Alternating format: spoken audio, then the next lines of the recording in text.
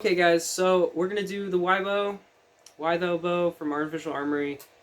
This is a very strange blaster, a very interesting blaster. We have Lydia's foot, appreciate it. It's got toe beans on it, and it's very warm in here, so I'm wearing this in the middle of winter in New England.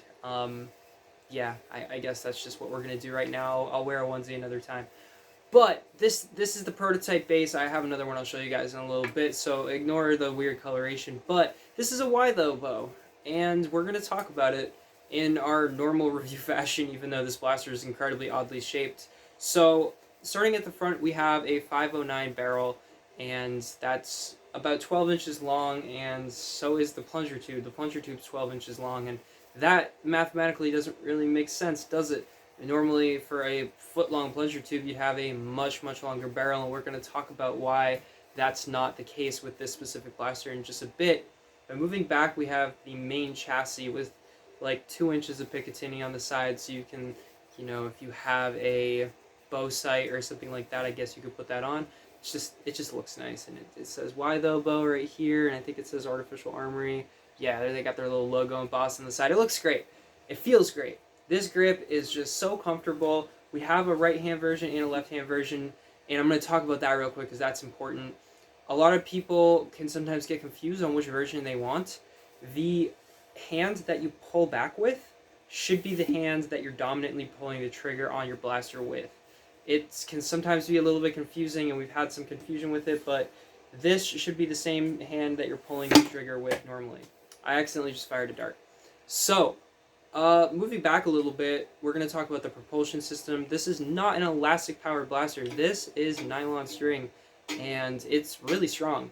So this blaster is actually powered using these fiberglass rods right here. They're pretty springy. They do their job very well, and this blaster is capable of some pretty high FPSs, especially if you do elongate that barrel. But right now it's currently hitting about 200 FPS on a full draw. The draw weight is like super light. It's, I think, like 15 pounds if you care about that or whatever. I think most compound bows or like real bows are like, they can go up to like 80 pounds. I'm not entirely sure. Correct me in the comments if that's like wildly incorrect, but I'm pretty sure that's like kind of accurate. So moving back a little bit, we have some tape here. Ignore that. This is the prototype build, but this is the Y hopper, and it's the reason why this is called the Y though bow. It's old school NIC technology. I'm kind of a new school nerfer, so I'm going to do my best to explain how this works. It's like really simple and has no moving parts, but is also kind of complex at the same time. So you take this cap off basically, and you shove some darts down in there. I think I have a dart right here.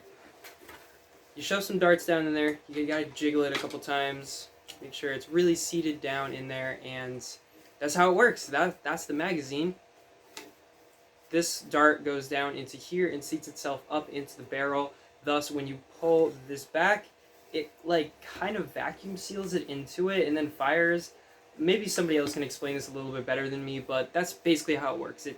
The darts go in here, the air comes through and shoots it out that way really fast. So that's pretty much it, basically. It's super simple. This blaster is like really big though, so if it's not really for like super small children. Also, the draw length is pretty long as well, so make sure that you are an adult. It makes a cool noise when you fire it. It's like a thwack, not like a a normal Springer. It's like a thwunk.